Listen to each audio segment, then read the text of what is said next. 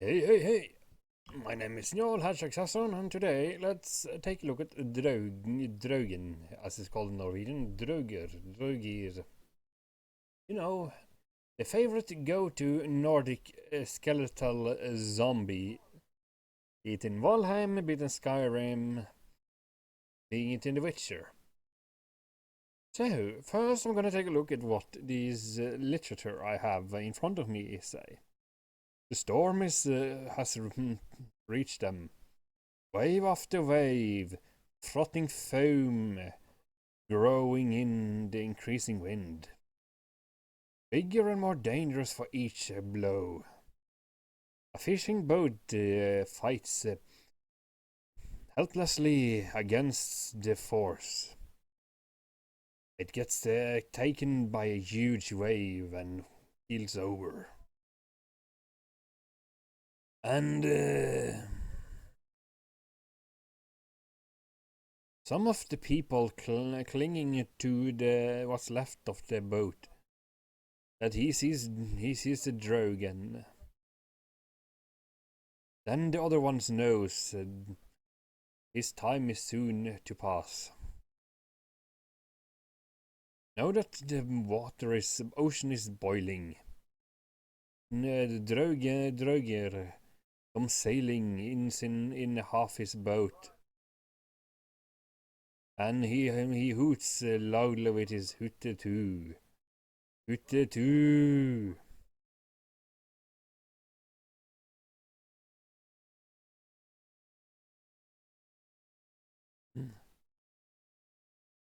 When the Walt picks people, when it picks for people, sees the son to his father, who the ocean took long ago. Chosen. Right. Sorry about this translation issue. Right. So a son sees his father that got lost at sea for long ago, showing up as a as a bleached corpse, an ugly aberration in the remains of the boat, who is being piloted by the Draugr and controlled with a ripped sail.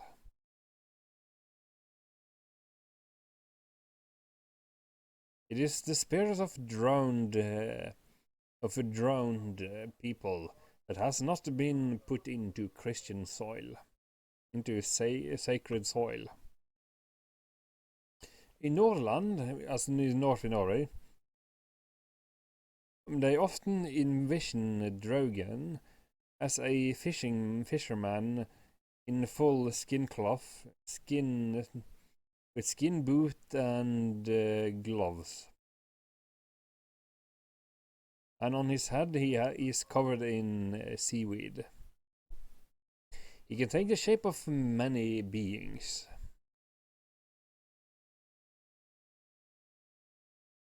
He can lie in the shallows and look like a stone with seaweed on top.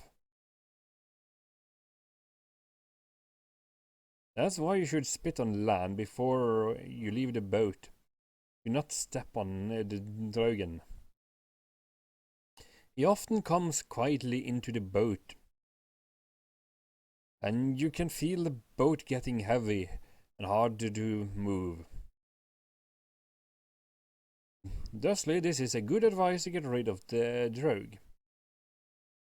Have a bucket of soil from the cemetery. Blast the cemetery sanctified soil in the bucket on the boat.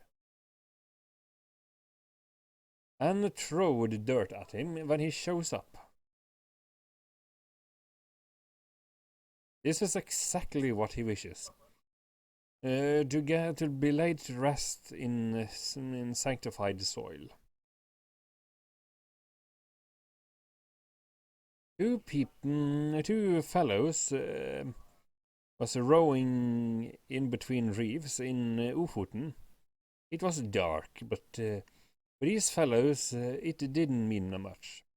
They were known. They knew the place well, like the back of their hand. When they was rowing, they heard a curious sound, almost like a human in need. With a human calling out for help in pain and agony and crying. He was also called for help. The man rode like the wind towards the sound. Stopped every now and then to listen. It sounds like the people that the one in the need was moving all the time. Suddenly it was shouted, "Boat, boat, boat!" And a couple of red, ugly eyes lit up against them in the dark. The fellows instantly turned the boat as fast as possible to get as far away from the location as possible. When they saw Draugr in his half boat, and he was heading a straight course for them, they rode with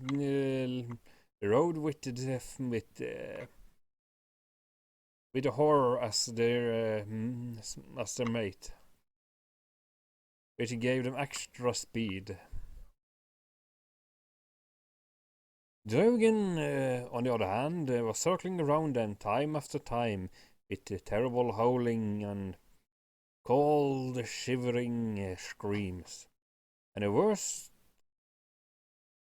and the ugliest of the sound they ever heard in their lives. And also, and the whole time they could smell a stench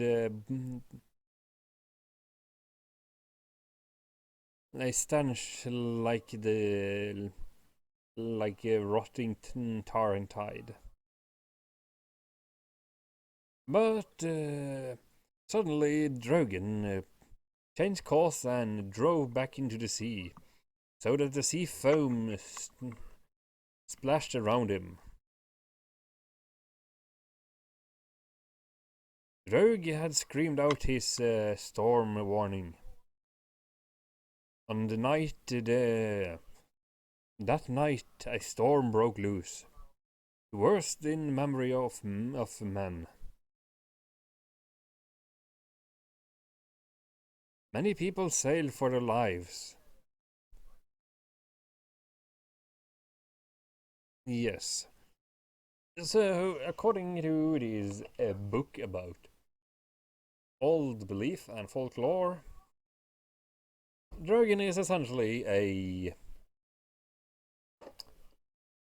ill omen, a remnant, a wraith, a zombie, a monster that is really scary. But the tale of the Draugr doesn't end here. Let's see what other sources has to say.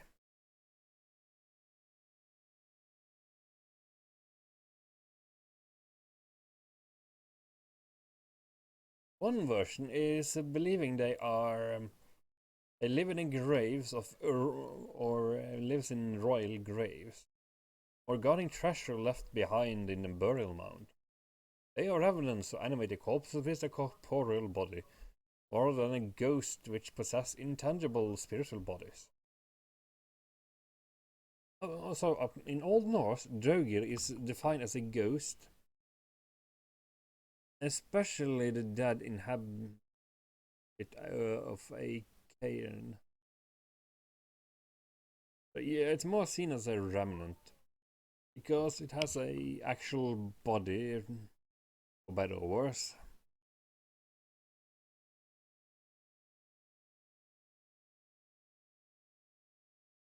Yes. Right. It's also described as a barrow wight. Long before Tolkien employed this term in his novels.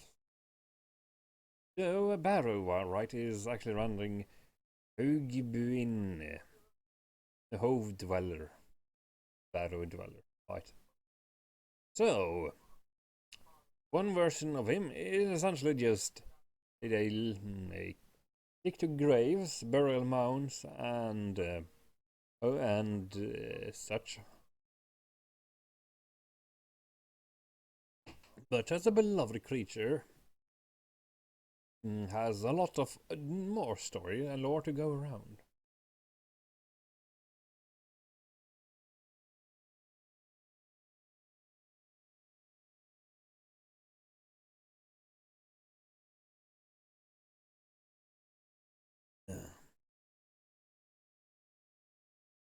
Yeah. So here.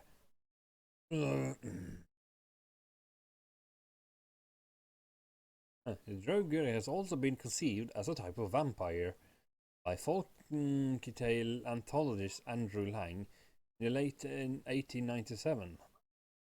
It's the idea further pursued by modern commentators. The focus here is not on blood-sucking, which is not attested to the Draugr, but rather contagiosis or transmutable nature of vampirism. That is to say, how a vampire begets another by turning his or her attack victim into one of his own kind.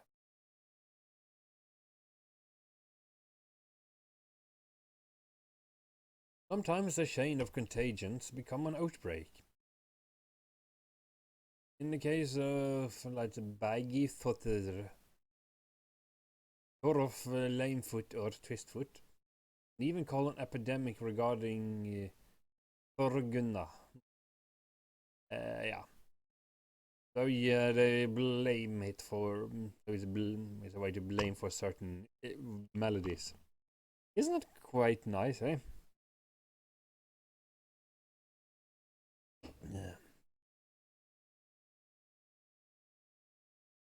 Yeah. So apparently here are some traits. He usually possess superhuman strength and was generally hideous to look at, wearing a necrotic black collar and was associated with a reek of decay. More precisely, inhabited haunts that often issued a foul stench. The Draugr were said to be either Hellblå, Death Blue, or Norfaller, Corpse Pale. The state in shorthand, Glamour, when found dead, was described as Blår sem helm ein diger sem naut, black as hell and bloated to the size of a bull. Tolfer Lamefoot, lying dormant, looked uncorrupted and also was black as death, bruised and black and blue, and swollen to the size of an ox. The close similarities of these descriptions have been noted. Laxdala saga describe how bones were dug up, belonging to a dead sorceress who had appeared in a dream and were blue and evil looking. Thrain, the berserker of Valland, turned himself into troll. Romundrar saga Gripsonar was as a fiend Draugr. It was black and huge, roaring loudly and blowing fire, and moreover possessed long scratching claws, and a claw struck the neck, prompting the hero of Romundur to refer to Draugr as a sort of cat. Katakyn. Long claw is a common trait of another remnant, Asvior, who came to life in the night and attacked his foster brother Asmundur with his claws scratching, tearing an air. The mound where Kar and all was entombed, reeking horribly. In the Horror saga, Grimkelson's two underlings die even before entering Sotti, the Viking mound, due to the gust and stink. Oda wafting about it. So, yes, noted for having numerous magical abilities. You know, Trollcraft. For summoning those of living witches and wizards. Those are shapeshifting, controlling the weather, and peering into the future.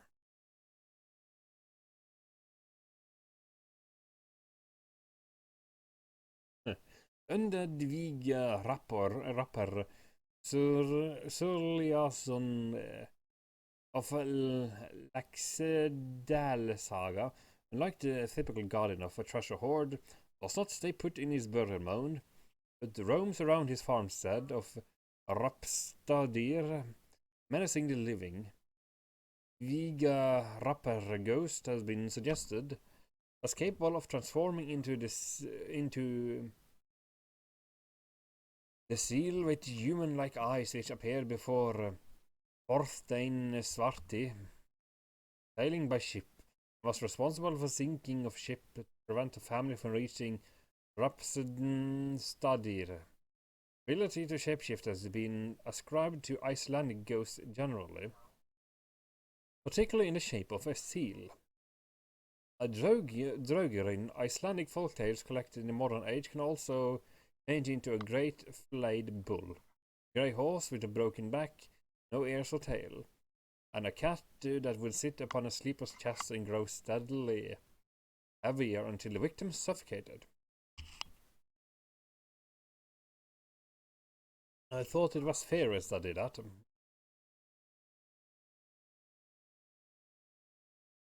The Draugr has apparently the ability to enter the lives of the living, dreams of the living,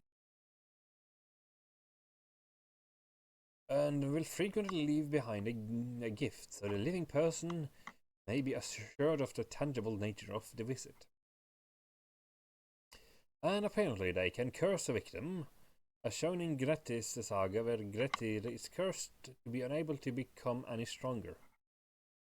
Apparently a Draugr also brought disease to a village and could create temporarily darkness in daylight hours. They preferred to be active during the night, although they did not appear to be vulnerable to sunlight like some of other remnants. Draugr can also kill people with bad luck. A Draugr's presence might be shown by great light that glowed from a mount like foxfire. This fire would form a barrier between the land of the living and land of the dead. Undead Viga Rapper exhibited the ability to sink into the ground to escape. Olafur Hoskoldsson the Pin. Some Draug are immune to weapons, and only a hero has the strength and courage needed to stand up to such a formidable opponent. In legends, the hero would often have to wrestle the Draugr back to his grave, thereby defeating him. This weapon would do no good. A good example of this is found in Romundar Saga Gripsonar. Iron could injure a Draugr, as in the case with many supernatural creatures, although it was not sufficient to stop it. Sometimes the hero is required to dispose of the body unconventional ways.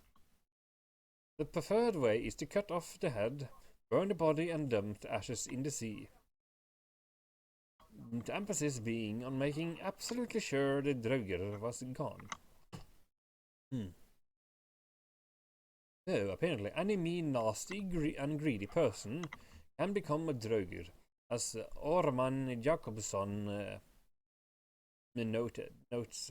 Most medieval Icelandic ghosts are evil or marginal people. If not dissatisfied with evil, they are unpopular. Apparently, the main motivation is jealousy and greed, which causes it to viciously attack any would-be grave robbers. But it also is jealous of the living for having things it cannot have, which is also very greed and envy. He's like, yeah. They also inhabit an immense and nearly insatiable appetite. As shown in the encounter of Aron and Asmund, dwarf brothers who made an oath that if one should die, the other would sit vigil with him for 3 days inside a burial mound. When Aran died, Osman brought his own possession into the burrows, banners, armor, hawk, hound, and horse, and asked him to wait the 3 days. During the first night, Aran got up from his chair and killed the hawk and hound and ate them. The second night he got up again from his chair and killed the horse and tore it into pieces. Took great bites at the horse flesh with his teeth, blood steaming down from his mouth, all while he was eating. The third night Osman became very drowsy, and the first thing he knew, Aran had got him by the ears. Got him by his ears and torn them off. But the victims of this creature is not limited to trespassers' home. The roaming undead devastated livestock by running animals to death either by riding or pursuing them in some hideous half-flayed form. Shepherd's duty kept them outdoors at night, and they were a particular target for hunger and hatred of the undead. Oxen which had been used to haul Thorolf's body were ridden to death by demons, and every single beast came near his grave and raving mad and hauled itself to death. The shepherd at Vammen often came racing back home with Thorolf after him. One day that fell, neither sheep nor shepherd came back to the farm.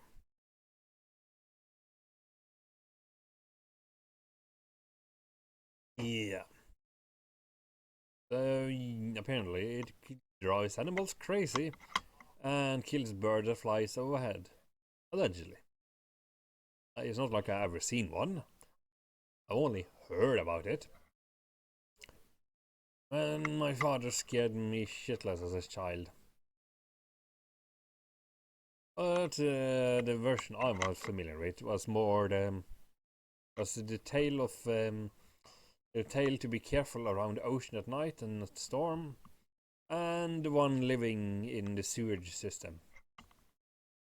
Yeah, it comes up out of the toilet bowl. He's not very nice. He's not a very nice creature, regardless. It made sitting on the bathroom for a while quite uncomfortable.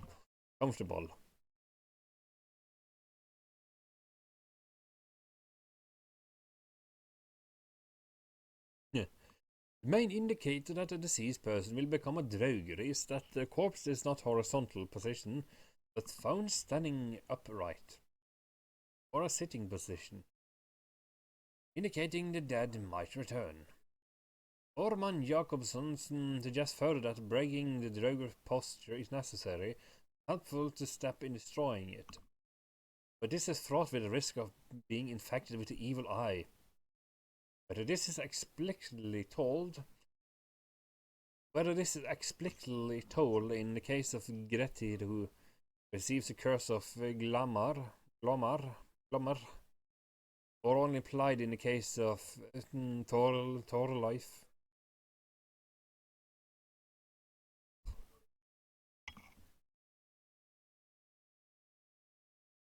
Whose son warns that others to beware while they unband Thorleif's seated posture.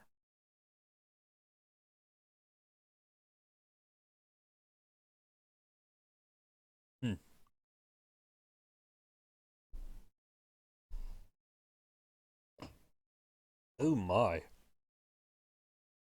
Oh my. Ugh.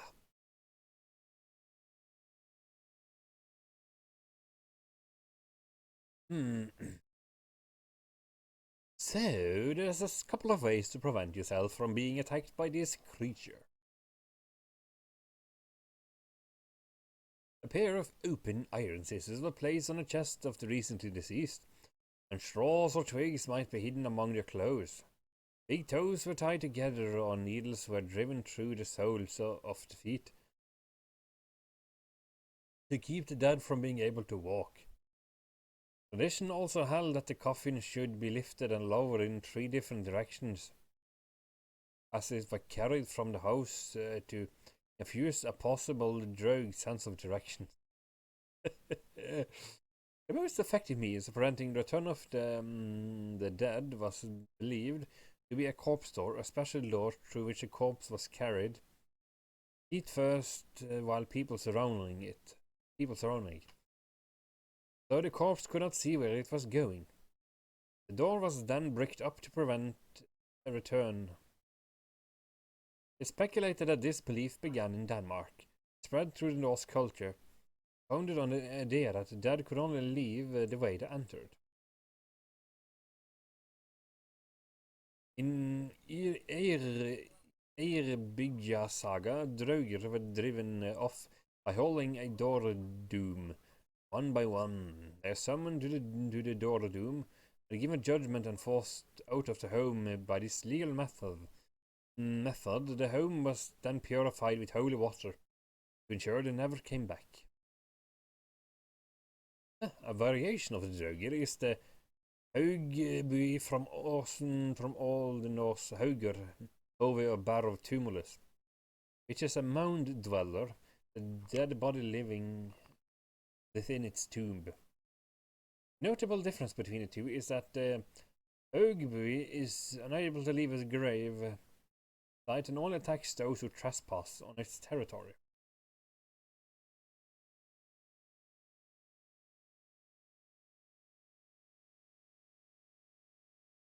Yeah. One of the best known Draugr is Glomar. It is defeated by the hero of Grettir's saga. After Glomar dies on Christmas Eve, people became aware that Glomar was not resting in peace. He wrought such havoc that some people fainted at the sight of him, while others went out of their mind. After a battle, Grettir eventually gets Glomar on his back. Just before Grettir kills him, Glomar curses Grettir because Glomar was endowed with more evil force than most other ghosts. And thus he was able to speak and leave Grettir with his curse after his death. A somewhat ambivalent alternative view of the Draugr is presented in the example of Gunnar Åmundarson in Njål saga. It seems as though the Hovi was agape and Gunnar had to turn within the Hove to look upwards at the moon. They thought that they saw four lights within the Hove, but not a shadow to be seen. They say that they saw Gunnar was merry with a joyful face. In Eyrbyggja saga, the shepherd is assaulted by a blue-black Draugr. His neck is broken in a soaring scuffle, and he rose up as the next night as a Draugr. In more recent Scandinavian folklore, Draug, the modern spelling used in Denmark, Norway, and Sweden, is often identified with the spirit of mariners down at sea. The creature is said to possess a distinctly human form, with the exception that the head had been composed entirely of seaweed. Other tellings of the Draug is described as being a headless fisherman, dressed in oilskin, sailing in half a boat.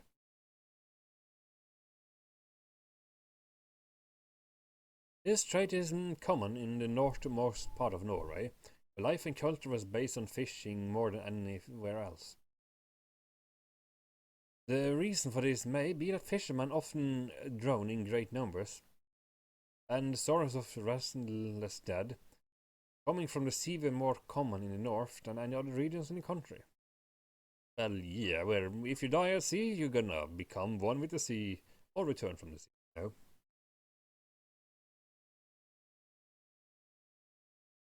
A recorded legend from Trøndelag tells of a cadaver lying on a beach. It became the object of a quarrel between two types of Draug, a headless one and a seaweed-headed. And a similar source tells of a third type, the Gleip, known to hitch themselves to sailors walking ashore and make them slip on wet rocks. But though the Draug usually presents death, there's an amusing account in northern Norway of a man who managed to outwit him. It was Christmas Eve, and Ola went down to his boathouse to get a keg of brandy he had brought for the holiday. When he got in, he noticed a Draugr sitting on a keg, staring out to sea, full with a great presence of mind and great bravery. It might not be amiss to state that he already had done some drinking, tiptoed behind the Draugr, and struck him sharply in the small of the back, so that he went flying through the window with sparks hissing around him as the Draugr hit the water. Ola knew he has no time to lose, so he set off at a great speed, running through the churchyard which lay between his home and the boathouse. As he ran, he cried up, "All you Christian souls, and help me!" Then he heard a sound of fighting between the ghost and the Draugr, who were battling each other with the coughing board and bunches of seaweed. Next morning, when people came to church, the whole yard was strewn with coffin covers, boat boards, and seaweed. After the fight which the ghost won, Draugr never came back to that district. Yeah. I recall my father telling a version of that story, so I suppose it is a traveler's folklore from northern Norway.